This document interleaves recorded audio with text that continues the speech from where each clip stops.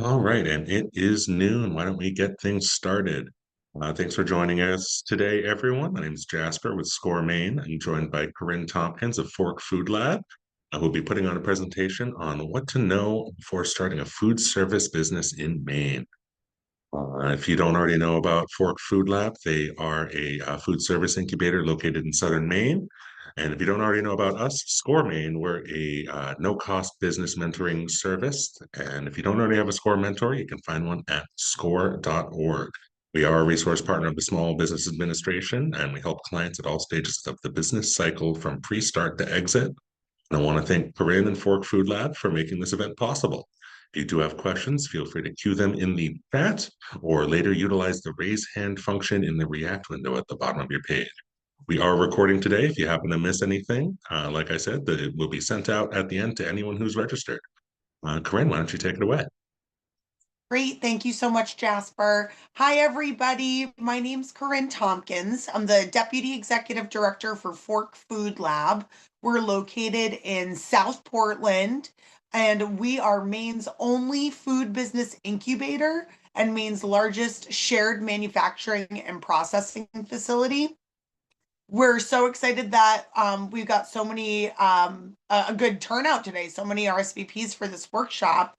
So I'm glad you're all here. If you could all please make sure that your mics are muted so we don't get distracted while I'm talking and going through this slideshow. And like Jasper said, feel free to chime in with any questions as we go along in the chat, and then we'll do a little Q&A at the end. So basically, we're going to talk a little bit about food service businesses today and some core things that you want to think about and know before you get started. So thank you, SCORE, for working with us on this workshop. So for the agenda today, what we're going to cover is what is a food service business and the different types of businesses that fall under that category. Why is Fork Food Lab hosting this workshop? Why open a food service business? Identifying services offered, order of operations, things to consider when you're getting up and running, challenges you want to think about too in this field. Where can you even sell food as a food service business? And legal requirements and helpful resources. Okay, great. So, what is a food service business? By definition, a food service business is any business that prepares, sells, and serves food to customers. And most of us know restaurants. That is the most popular form of food service business that people interact with and see. But part of the reason we're hosting this workshop is because there's a whole other world outside of restaurants where you can serve food to people and have a food business without the restraints and barriers of having an actual physical location. So today we're going to be focusing on a couple different types of food service businesses. There are temporary events or pop-up events, as some people like to talk and hear about. And we've hosted a different workshop with SCORE about pop-up events, something specific there to look back in the archives for. Catering companies are a type of food service business. Prepared meal programs and businesses like that, that's food service. And then also these to-go restaurants and these takeout options that people do. You may have heard of a phrase called a ghost kitchen. We see a lot of things like that on the third-party delivery apps, DoorDash, 2Dine In, Uber Eats, things like that. So that's a whole other sector of food service to think about and consider. So why is Fork Food Lab even hosting this workshop? So as I mentioned, we are Maine's only food business incubator, and we're the largest shared manufacturing and processing facility. Um, Part of what we do and the service that we offer as a nonprofit organization is creating a low barrier to entry so you can step into food entrepreneurship at a safer level than leveraging so much risk financially and with credit and all this stuff, jumping into a restaurant or a big lease or buying a building or something like that. We're a real estate option for people to think about and consider with all of these services added on top of that. So people come to our space to really prove concepts, which is so important and so critical when you're going to get into the food industry. It's a really volatile industry. It's really expensive to get into. It's a highly competitive industry. There's a lot of rules and regulation, local, state, and federal. So getting into, when you're making something that's going to go directly inside of someone else's body, you have to take that very seriously. And so we're trying to help people figure out a way to get into the food industry without leveraging really, really, really high costs and creating that opportunity for people to really prove that concept before you go and you sign a lease at a restaurant or something along those lines.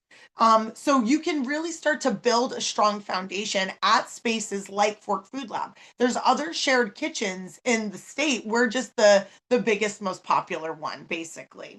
And some of the examples of people that we've helped get started are listed right here.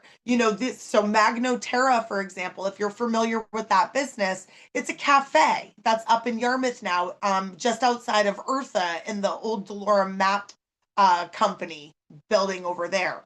And so what happened with Magno Terra, for example, is the owner, Antonetta Magno Fish, started a prepared meals business, but it was always her dream to end up having her own cafe. So she used the prepared meals business as a building block to build a foundation for her through Fork Food Lab to create, and make sure she had a good path for herself to really prove that concept before she moved into a cafe.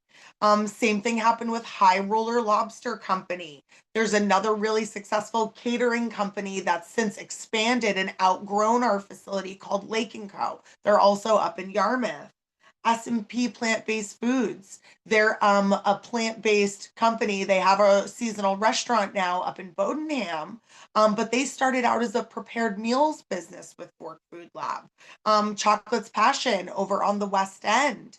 Empanada Club, if you're familiar with Empanada Club, they're still a member of Fork Food Lab. But what Adrian, the owner of that business, has done is dabbled in so many different types of food service, and he's piecemealed together a plan that works for him with his business in a variety of different ways. So these are all examples of businesses that have walked through the doors at Fork Food Lab and really grown into something else entirely. And that's really why we're hosting this workshop. We have a unique perspective on what it means to really build a foundation for yourself, prove a concept, and start to carve out a path so that you can grow up big and strong in your food business journey. Okay, so why open a food service business before jumping into a restaurant, into a lease, or buying a building or something like that? We mentioned it's a low barrier to entry. The overhead costs and the annual fees, the startup fees can run into the millions of dollars when you're thinking about the restaurant industry sometimes, especially if you're going to buy a building. So getting into a food service business that's an alternative to your traditional brick and mortar dining experience can be a really important way to start to figure out if this is something you even want to do down the road. You also, with these takeout businesses, catering companies, prepared meal businesses, and pop-up events, you have so much flexibility. Once you sign that lease and you are locked into a physical space, you have a lot of work to do. You're going to be working all the time in a restaurant. So when you have these other types of food businesses where you can still serve food, you have a lot more flexibility with your time, your schedule, your energy. You're making different choices entirely. You're going out, you're meeting new people. It's almost a form of marketing in a sense, also. So there's a lot of different reasons, and restaurants they're just not the only way to enter into food entrepreneurship. I can't even emphasize how expensive it is to get into that stuff. So if you're trying to get into food business and you don't want to spend a lot of money, you can think about other ways to get into food entrepreneurship. What we like people to really think about, if you're going to take this journey with other types of food service businesses, is really identifying what services you want to offer. So, with the temporary events or with pop up events, they are one time events that happen at existing establishments. We see them all the time, businesses that do a pop up at someone else's restaurant, which is a really easy way to have the dining experience, put your menu out there, have people try your food, but you leveraging someone else's space entirely. They have the kitchen equipment, they have the customers, they have the liquor license, the beverage program. So utilizing someone else's space is a way to have a temporary event or a pop-up event. You can also, schedule a series of limited events, and over a specific period of time, we see this happen all the time.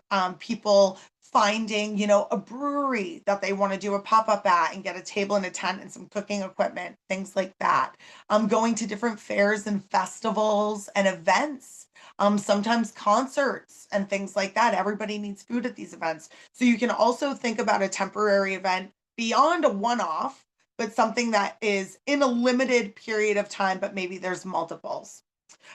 Catering. Catering is a really popular form of food service business.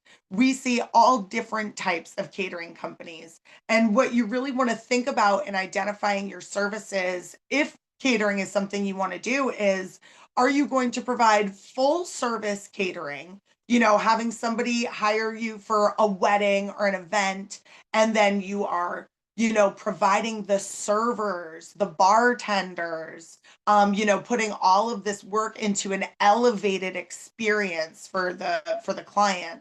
Or do you want to scale that back a little bit and offer catering, food for large parties, but you're just dropping that food off and the customer's taking on more of the responsibility to make sure everyone's eating the food and things like that. There's no wrong answer. Some people want to have these big, elaborate catering companies. Some people don't. And that's, either one is okay, but you want to think about that before you're opening up that catering company.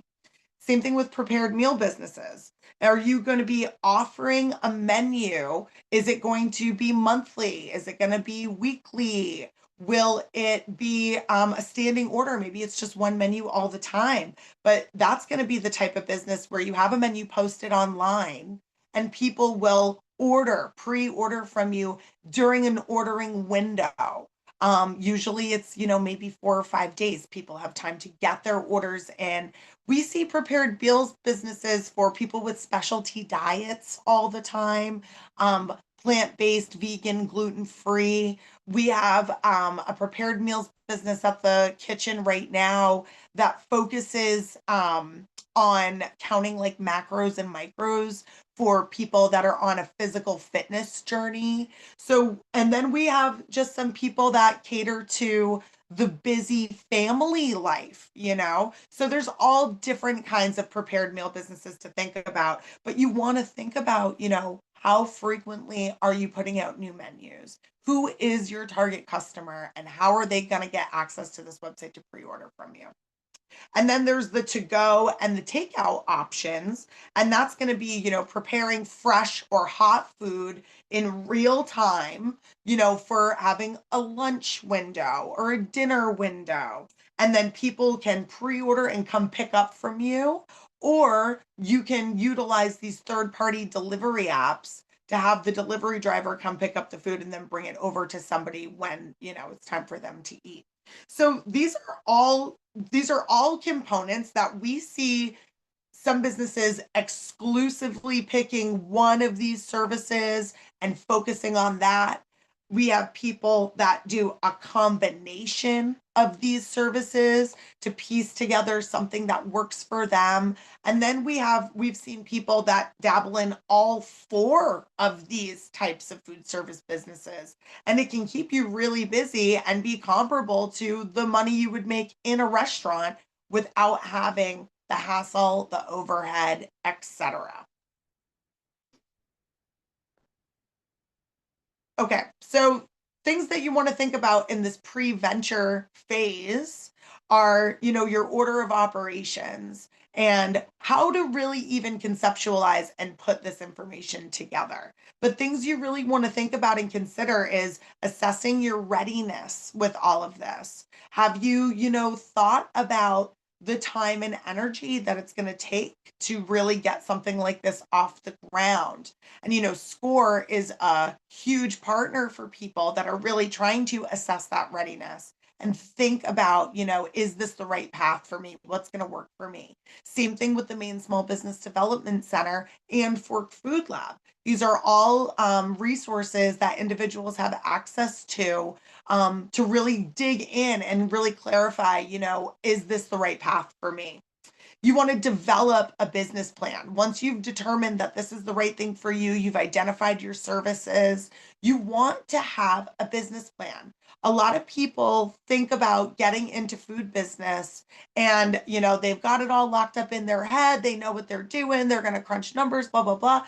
I can't, recommend highly enough. Having a business plan is, so important for creating cohesion in your thoughts and holding yourself accountable to making sure that you're meeting all the needs that the business requires of you. It is so important to have a business plan, also to really be a guiding compass for you. To know that, if something isn't working, you can always pivot and start to think about something else. But being able to look back at a business plan to really, see what you've laid out and what your goal is to help keep you on track, it's so important, especially if you need to borrow money from somebody to open this business from a bank, get some financing. That bank, that lender is going to want to see your business plan. So it's really important to hammer that out and get some free support. SCORE, Fork Food Lab, Maine Small Business Development Center. There's no excuse to not get a business plan. Understanding your legal requirements is, important to consider and think about from the beginning. What does the local, state, and federal government need from me, if anything at all? What does the business license process look like? Am I going to be established as, your tax bracket? Are you going to be an LLC, a sole proprietor, something like that? Um, Insurance, all kinds of legal components when you're starting a food business and any business really, but you want to think about those. You want to find a suitable location to base your operations out of. As I mentioned, Fork Food Lab is an option for some people, but not for everybody. And there's other spaces in the area where you can, in the state of Maine, where you can think about opening a food business. There's a shared kitchen up in Brunswick. A lot of people in the past, when I've owned various food businesses, I've rented kitchens from churches and VFW halls and American Legions and things like that. So there are options outside of Fork Food Lab if you're looking for something closer to home. But really finding that base location is really important. Some people need to secure funding. Maybe you're paying for this out of pocket, but you're going to need to figure out how you're going to pay to get this business up and running and started. So securing funding is something you want to think about. How am I going to acquire the funds to get this up and running? You want to develop standardized recipes depending on what you're doing. So whether you have a pop-up, a one-off event, you still want that experience to be really good for people. With the catering company, with a to-go food service business, prepared meals, it's still the same thing in food business. You want consistency. Once, especially if you want returning customers, your customer is going to develop this idea that if you're making the best cheeseburger, they're going to go back because they want that same cheeseburger experience again. So developing and standardizing recipes is really important in food service. And then you really want to think about what are going to be your marketing strategies, because the four types of food businesses that we're talking about don't necessarily come with that consistent brick and mortar location. So, how are you going to notify the public that you're offering a new food service for them? Catering, to go, takeout, pop ups, etc. How are you going to let these people know so that people are coming over and enjoying the experience that you're providing for them? And then, especially making sure that they're coming back, knowing how to find you, and be looking forward to more and future events or new services that you're going to offer down the road. And then obviously, how are you going to sell this food? Everybody gets into food business because they want to make money. So having that business plan and thinking about all of these things are going to lead you to a place where you're prepared to be selling this food and making this worth your while.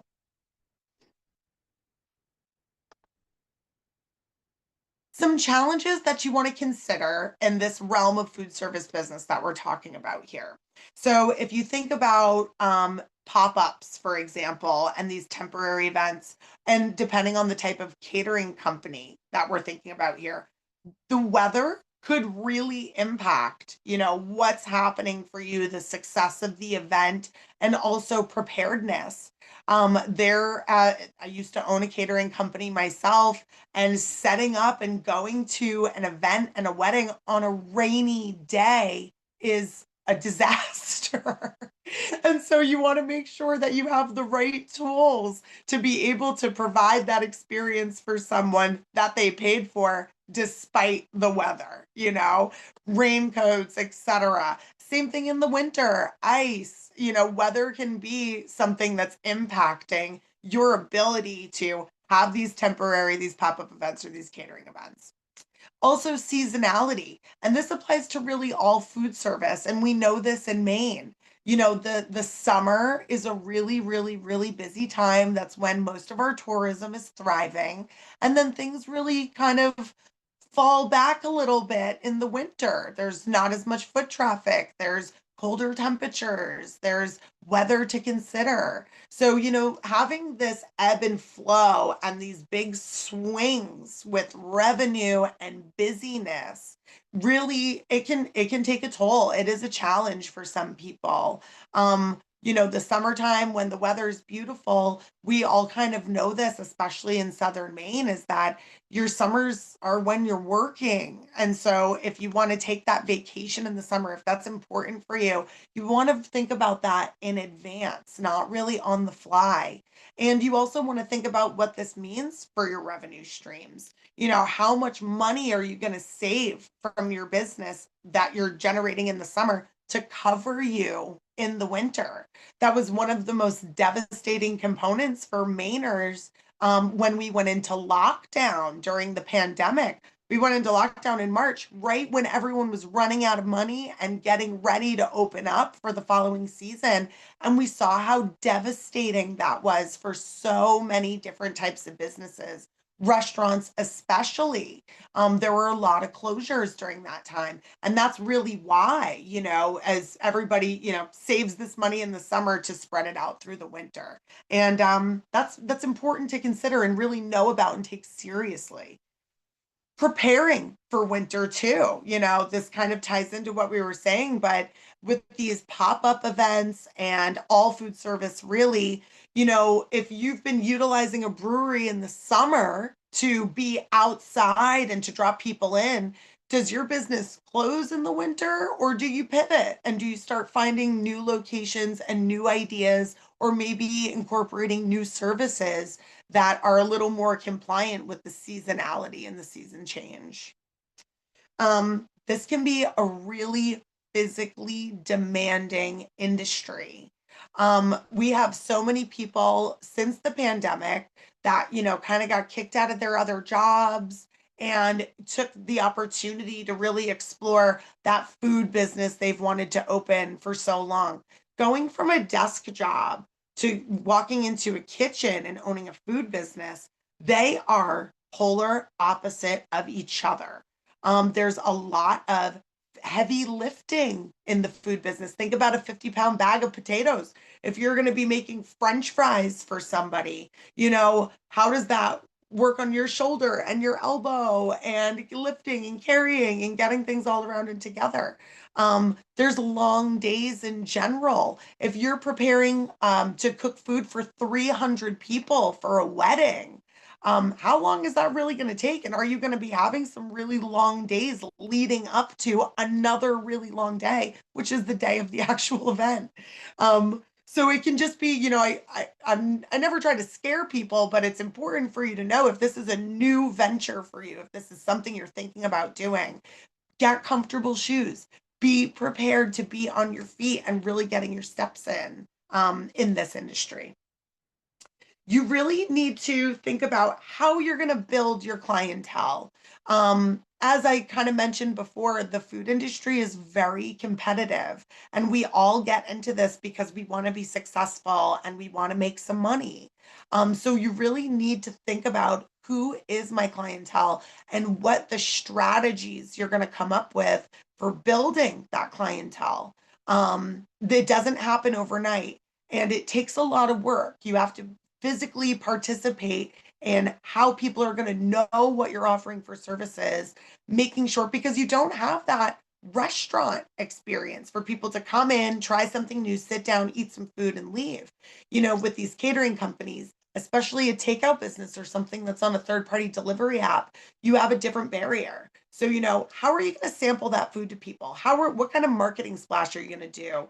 And how are you really going to build up that clientele? Because it's a unique perspective versus having that brick and mortar restaurant. And then third party delivery logistics. Something that we know about the third party delivery apps is that there's a lot of language barriers between the company, the drivers we rely on, and wherever we're preparing this food and how it needs to get picked up and brought to somebody else. So it's really important to think about how you're going to mitigate and solve that issue. It's a reoccurring issue for everybody right now, especially up in Maine. So it's something that should be noted, and think about how you're going to work around that and be prepared to run into those challenges to be able to provide support for your customers and the drivers too, especially if you're relying on them. So those are some things to think about, some challenges to consider. So, where can you even sell food with these types of food service businesses? With your temporary events and pop ups, like I mentioned, you could be taking over someone else's restaurant. That's a really fun thing. We love to see cross collaboration between all different types of food businesses. Customers love that too. So, building up a rapport with other restaurant locations that you like and restaurant owners, it's never crazy to reach out to them and to start to build a relationship and see if they'd be available to let you do a pop-up there. There's also fairs, festivals, farmers markets, and other types of special events. I think about farmers markets being a really popular way for people to offer a food service experience. We have a business that works at a Fork Food Lab called Neot Catering. And what they do is, well, for years, they were going up to a farmer's market with some chafing dishes, hot holding food, and bringing a stack of to go containers and basically providing dinner to go for people that were coming to the market. What a successful and really strong way to have consistency in your food service business without having a restaurant. So, being able to go to these special events, go to these farmers markets, set up with a table and a tent, having good marketing and branding.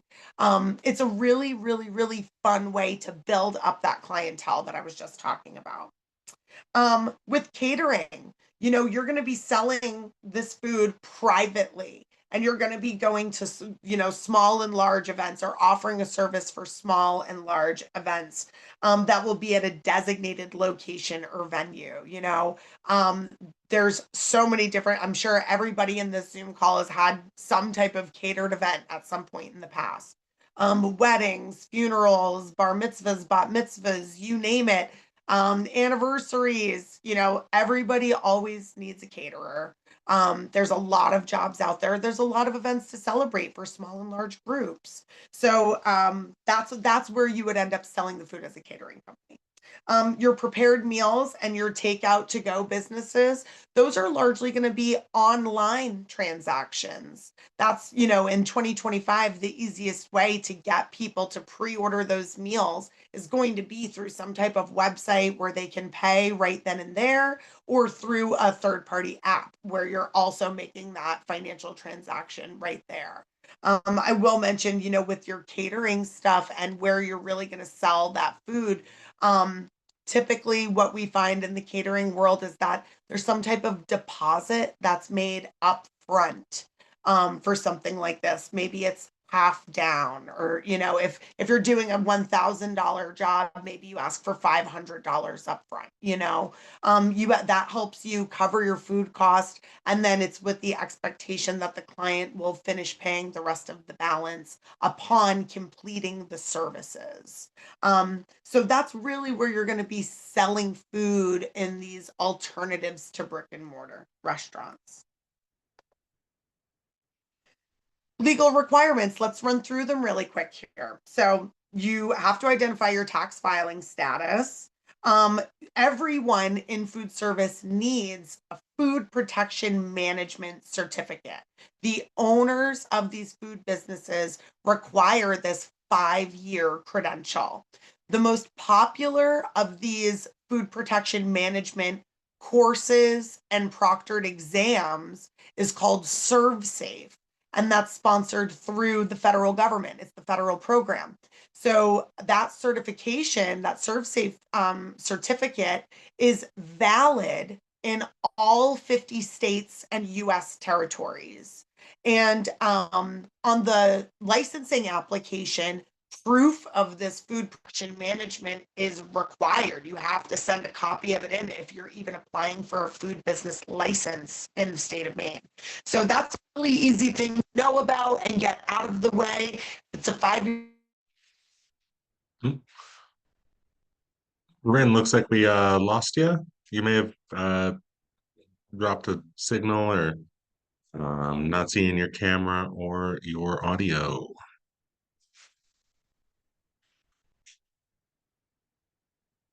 Apologies for the technical issues here.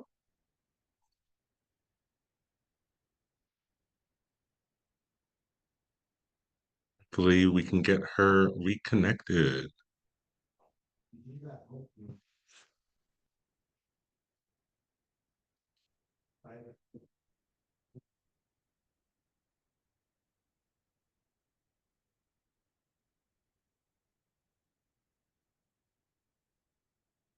Let's see.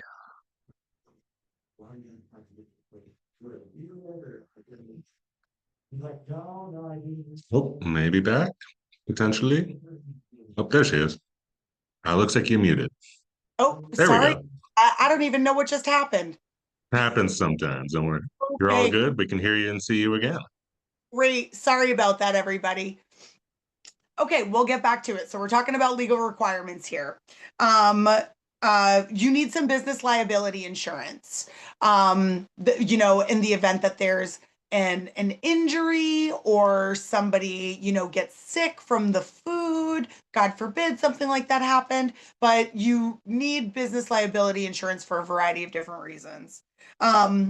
Relationship with a licensed commissary kitchen, and I want to make a note about cottage kitchens right here too. We're talking about food service businesses that are not brick and mortar restaurants. So you're going to need a place to safely prepare this food. Typically, in the industries that we're talking about here today, these businesses are ineligible for the cottage kitchen regulations that some people can get in the state of Maine. Maine is one of the last states in the country that still has cottage kitchen laws. And cottage kitchen licenses are typically issued for preserved things, jams, jellies, pickles, things like that, or baked goods. It's really, those things are really more about, think about what a farmer would have for surplus and how to kind of generate more money for a farming situation. What's on the farm? What are we preserving? What are we saving? So having like cheeseburgers or a big catering company or something like that, there's so much more in the scope of reality for that type of food business that they are often ineligible for cottage kitchen laws. So you're going to need to find some type of commercial space to use, and Fork Food Lab is an example of one of these spaces. You will need a Department of Health and Human Services annual business license for something like this. I believe Maine Small Business Development Center, Fork Food Lab, and possibly SCORE. I'm not sure if they provide, clarity and support with actually filling out these licenses. But there's a lot of people and resources out there that can support you with something like that. At Fork Food Lab, we walk you through every step of the way and we fill out these applications with you in person.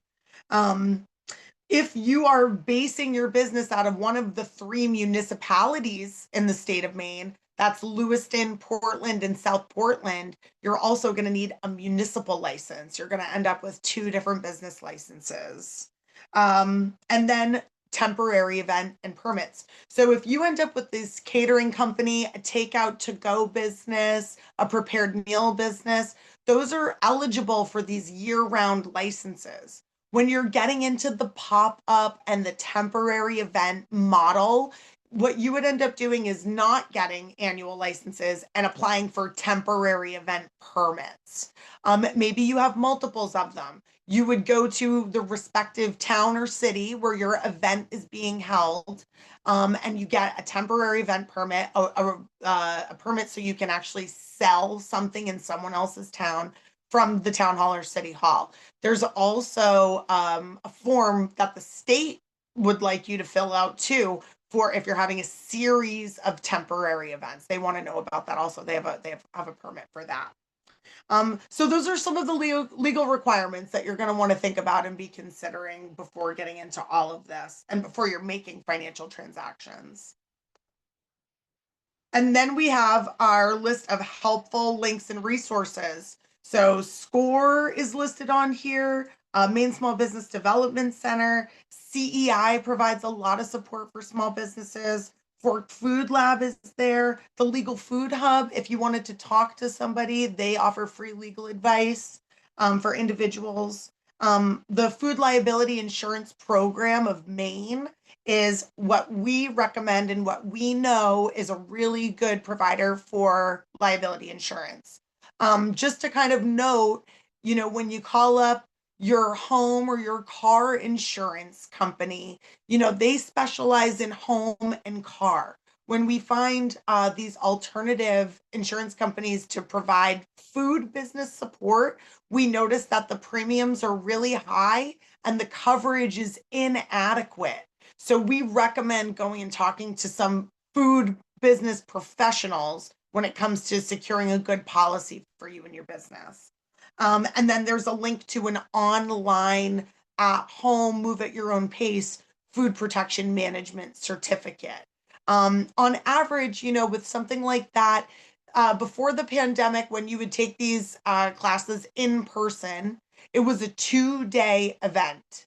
And the first day was going through this course material. It's about 8 hours of course material, kind of dry, a little boring. And then you go back the next day to review the material you covered in day 1, and then there's a proctored exam.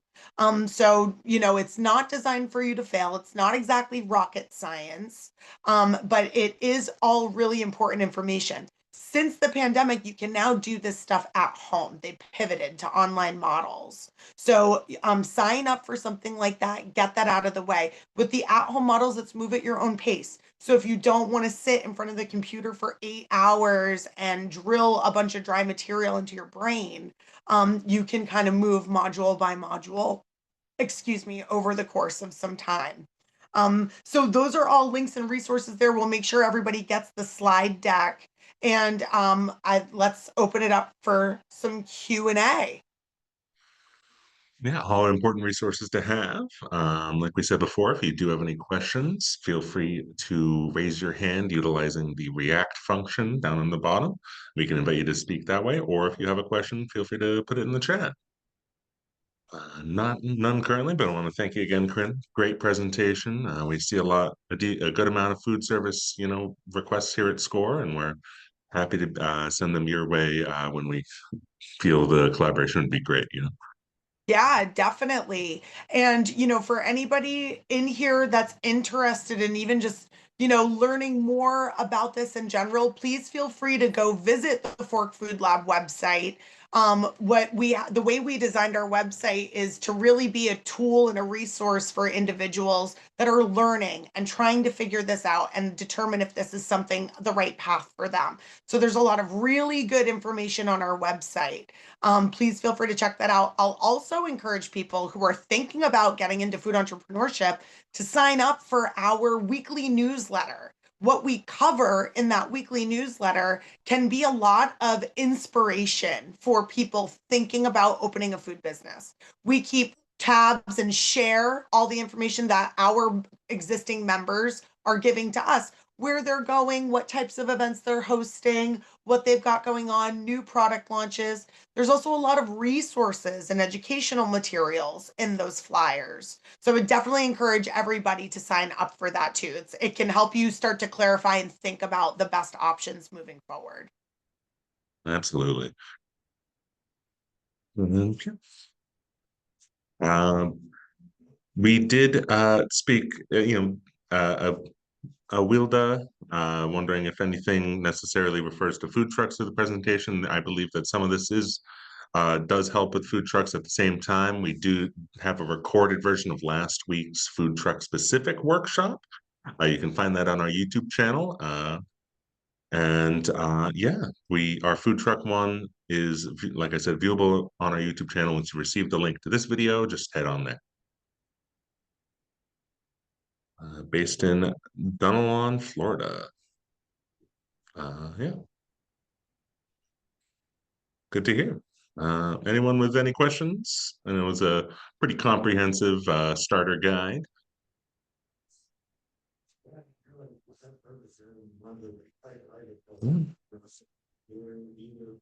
Well, if there's no questions today, I suppose we could wrap things up early. If you do have any questions, feel free to reach out to us. I will include the slide deck in our email that gets sent out. And I want to thank everyone for attending today. Like I said, the slide deck will be included. That includes these links. That'll be helpful, as well as a link to the recording for your viewing pleasure. That also includes a link to our YouTube channel that acts as our workshop library with hundreds of recorded workshops at this point that cover a wide breadth of topics on running your business. I want to thank Corinne again for putting on a great presentation.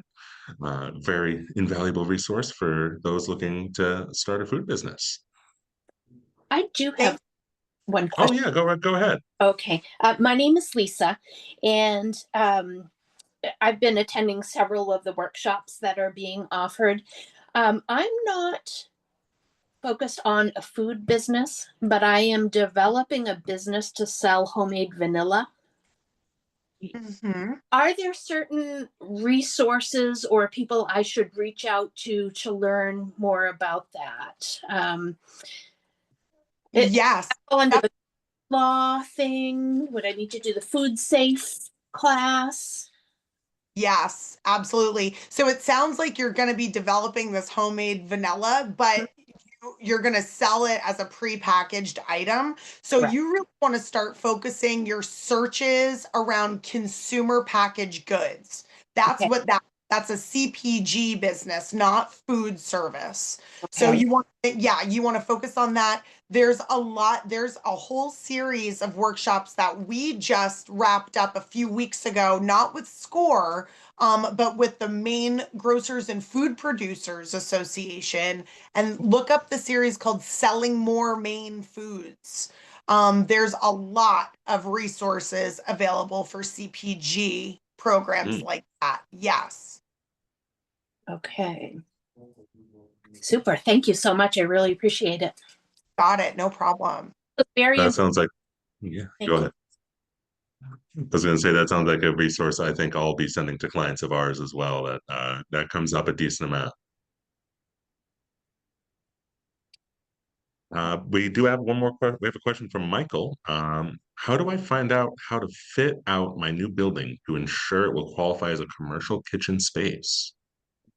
So there is a guide through the Department of Health and Human Services on the Maine State website.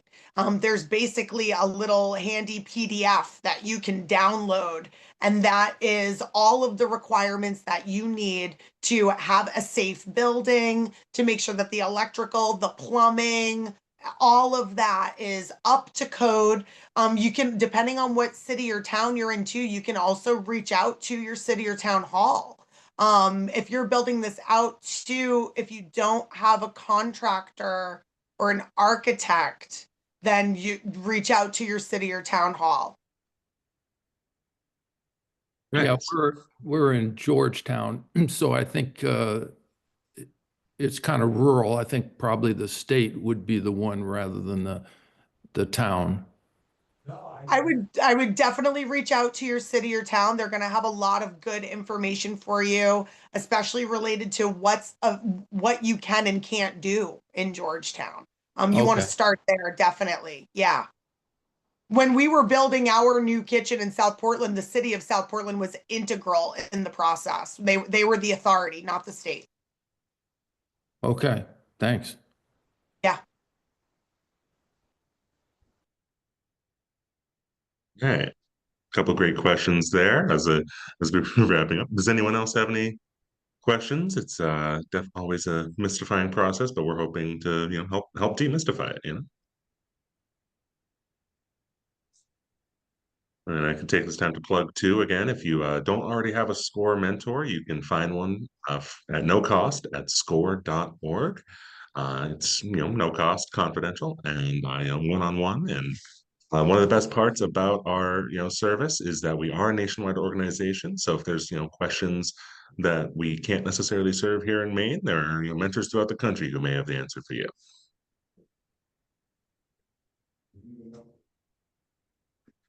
Great. Thank you. Thank you very much. In that case, well, I just want to thank everyone for attending one more time, and I want to thank Corinne for another great presentation today. One more time, the recording and slide deck will be sent out at the end once it's all available and posted to our YouTube channel. And one more time, SCORE is a free confidential one-on-one mentoring, whether you're starting or growing your business. It's easy to request a meeting with a mentor by visiting score.org and filling out the brief online form. Just enter your zip code and a little bit of info on your business. We are a nonprofit partner of the Small Business Administration with 240 chapters around the country and 3 across the state here in Maine. And I hope to see everyone again at another workshop in the future. I hope you all have a great rest of your day. Thank you. Bye.